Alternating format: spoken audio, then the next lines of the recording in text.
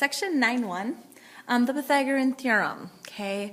The Pythagorean theorem, that's how that word is pronounced, Pythagorean, okay? It is named after a mathematician who is actually given credit for noticing this of Pythagoras, was his name, his last name.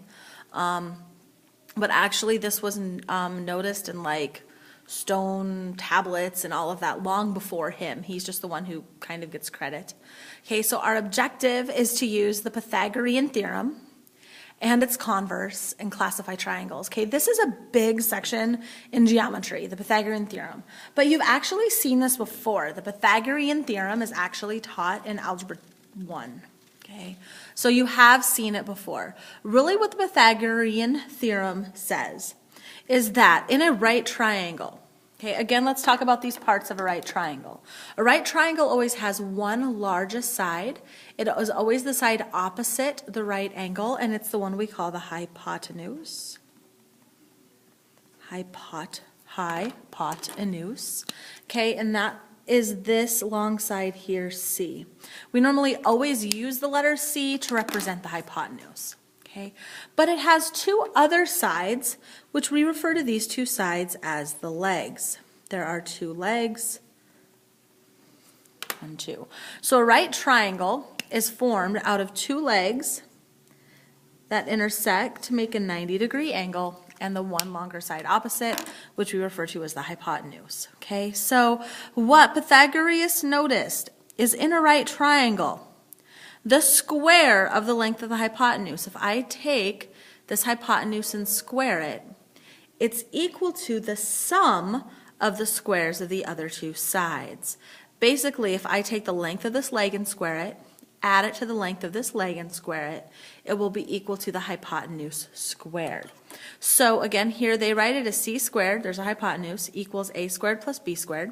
A lot of times it's seen the other way around, a squared plus b squared equals c squared. Okay. And really, it doesn't matter which leg goes which, it's just the a here is the length of a leg, the b here is the length of the leg. What matters is that it equals, this is the length of the hypotenuse. Again, squared. Okay. So we have a squared plus b squared equals c squared. That is the Pythagorean theorem. Okay. These don't always work out to be nice, pretty numbers. In some instances they do. When they do work out to be nice numbers, we do call them a Pythagorean triple.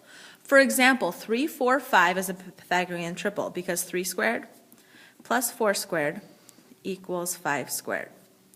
3 squared is 9 plus 4 squared is 16. That equals 5 squared, which is 25. Okay, so 3, 4, 5 is a Pythagorean triple. Remember, the hypotenuse is always the longest side. The longest side is always the hypotenuse. So in this case, again, your hypotenuse would be that 5 because it's the longest side. But any multiple of 3, 4, 5 is also a Pythagorean triple. Meaning I can multiply all of these by 2 and get 6, 8, 10. That's a Pythagorean triple as well, meaning if I have a leg of 6, a leg of 8, the hypotenuse will be 10 in a right triangle. Again, these only work for right triangles. Okay, so maybe we should highlight that up in our notes. This is only for right triangle, in a right triangle. Okay. Okay, here's some other common Pythagorean triples, 5, 12, and 13. Again, any multiple of 5, 12, and 13 will work as well. I can multiply these all by 3, and we get 15, 36, and 39. Okay, that is another triple. So any multiple of any of these, what's useful with the triples is if you notice one, it can save you some work. Okay, if you notice a triple,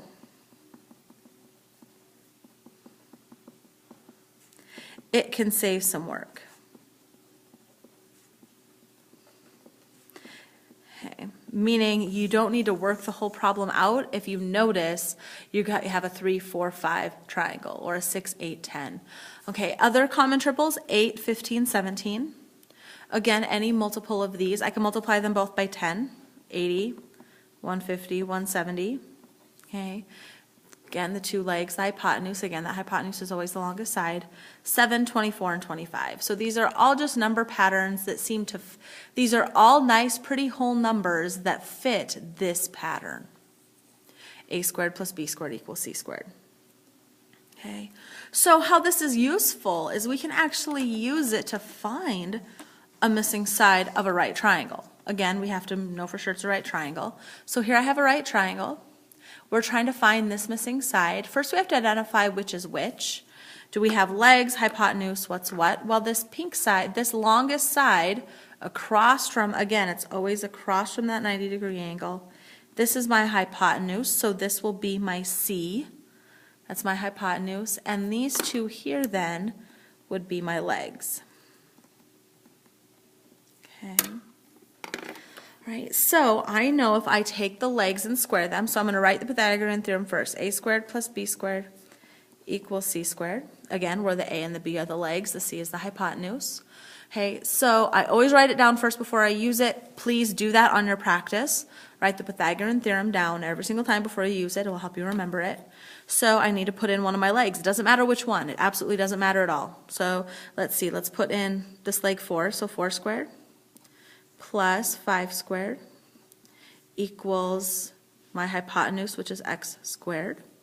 Okay. So then 4 squared is, again, we have to do exponents first. 4 squared is 16 plus 5 squared is 25 equals x squared. Okay.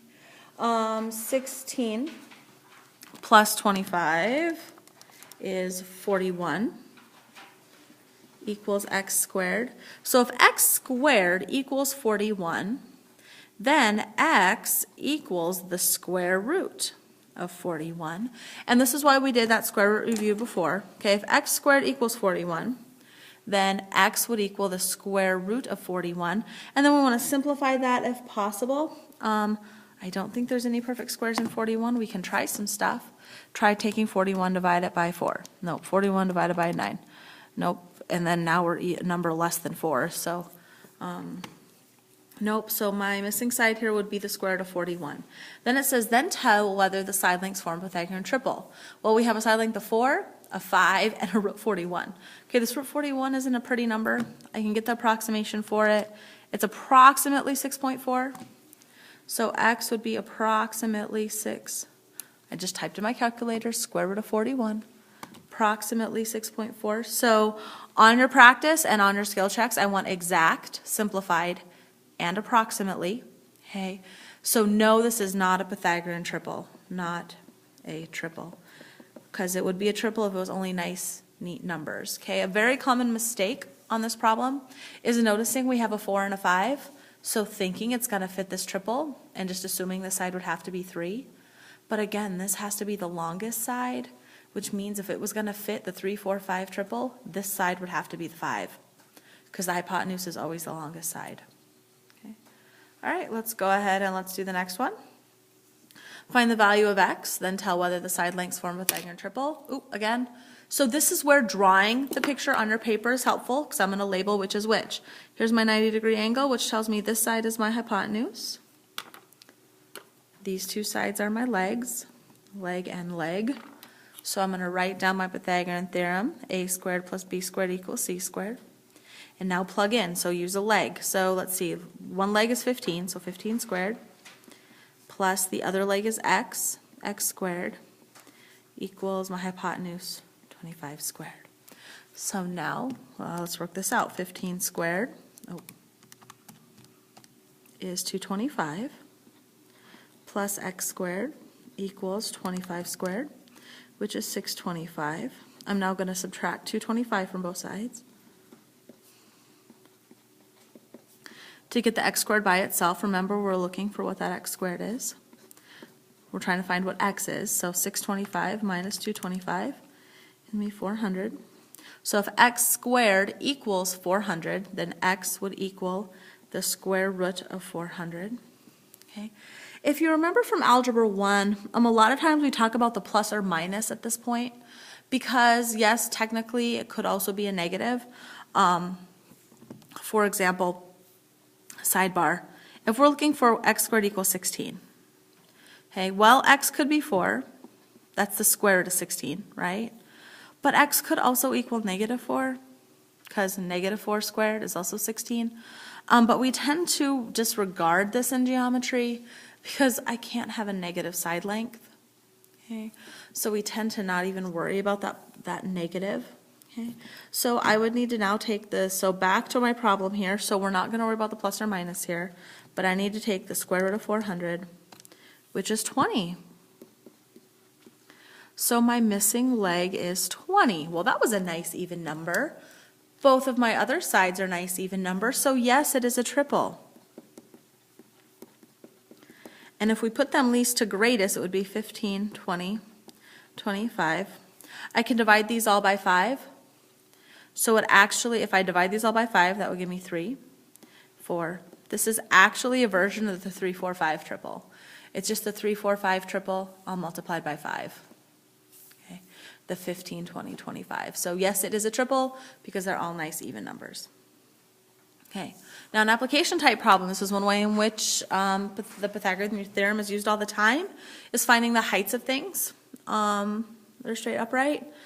The flagpole shown is supported by 2 wires. So we have 2 wires holding this flagpole up. Use the Pythagorean theorem to approximate the length of each wire. So we're going to figure out how long is this wire. So here we have this right triangle. Okay, they tell us this length from here to here, they tell us is 15.1. Okay, so I'm going to go ahead and draw a sketch of my right triangle off to the side. We know this is 15.1. We know from here to here is 8.5, and these are all in feet. We're trying to find the length of this wire. So I'm going to go ahead and label it as H for my hypotenuse, because that is my hypotenuse. It's opposite my 90 degree, so this is my hypotenuse. So these two are my legs. So a squared plus b squared equals c squared. Okay. So 15.1 squared plus 8.5 squared equals h squared. So 15.1 squared is 228.01 plus 8.5 squared is 72.25. Okay, so now we add those. That plus that. We get 300.26. Okay. Since these are decimal approximations, since these are decimals here, thinking approximation would probably be sufficient. H was going to equal the square root of 300.26, and both of these have one decimal place behind the decimal, so we'll do that as well. So the square root of 300.26. So the height of that flagpole is the height of that wire is approximately 17.3, the length of that wire, and we're in feet. Again, remember when you approximate to use an approximately sign, let the reader know that you did round in this case, so approximately 17.3 feet. Okay, one other way that the Pythagorean theorem can be used, its converse can be used to help us determine whether a triangle is a right triangle or not. Okay, meaning if you notice here, I don't have a right triangle mark in here. But if the long side squared equals the sum of the other two sides squared, then it's a right triangle. Okay, again, remember this C is always the longest side. Okay, this guy right here is always the longest side. Okay, so we can use that to determine whether a triangle is a right triangle or not. Okay, so we want to tell whether each triangle is a right triangle. So here we have a side of 8, a side of 12, and a side of 4 root 5. So if it was a right triangle, the longest side would be, I'm not entirely sure what 4 the square root of 5 is approximately, so I'm typing it in. 4 the square root of 5 is approximately 8.9. Okay, so here's my longest side. So if the longest side squared, so we're going to check, we're looking for check, does a squared plus b squared really equal c squared? Okay, does a squared plus b squared really equal c squared? Question mark above the equal, we're not entirely sure. Again, the c would be the longest side, so we're trying, does 8 squared plus 4 root 5, that whole thing, squared, does that in fact equal 12 squared? Okay. All right, well, a squared, I'm going to bring it up over here for a little more room. 8 squared is 64. Okay, 4 root 5 squared. That's taking 4 root 5 times itself. So up here, we need to take 4 root 5 times 4 root 5. Okay, this is 4 times root 5 times 4 times, these are all multiply. 4 root 5 is just 4 times the square root of 5. So I can multiply the 4 and the 4. That gives me 16. I can multiply the square roots times each other. The square root of 5 times the square root of 5 gives me the square root of 25. But the square root of 25 is just 5, so I end up with 16 times 5. 16 times 5 is 80. So 64 plus 80, does that, question mark, does that equal 12 squared, which is 144? 64 plus 80 equals 144. So 144 does equal 144. Yes, it worked. Check mark. So yes, it is a right triangle. All right. Okay, so let's do that one more time here. So here we have a side length of 9, a 14, and a 2 root 30. So I'm going to figure out what 2 root 30 is approximately, 10.95. The reason for getting the approximately is so I know which one is the longest side. Okay, so this 14 is the longest side. So again, we want to check a squared plus b squared. Does that equal c squared? So 9 squared plus 2 root 30 squared. Does that equal 14 squared? 9 squared is 81. Plus, again, up here in the corner, I'm going to take 2 square root of 30 times 2 square root of 30. Oh, missing the 2. 2 times 2 is 4. Square root of 30 times 30 is 900. But the square root of 900 is 30. So we end up just getting 4 times 30, which is 120. Does that equal 14 squared? 196. 81 plus 120. Last I checked, is not 196, 201. Okay, does that equal 196? Nope. So it is not a right triangle. Okay, so it tells me that here is not a right triangle. Okay, we can actually even get more specific. Okay, we can actually tell if it's not a right triangle. We can tell whether it's acute or obtuse, depending on that longest side and how it compares to the other two. Like in this case, this is my longest side here.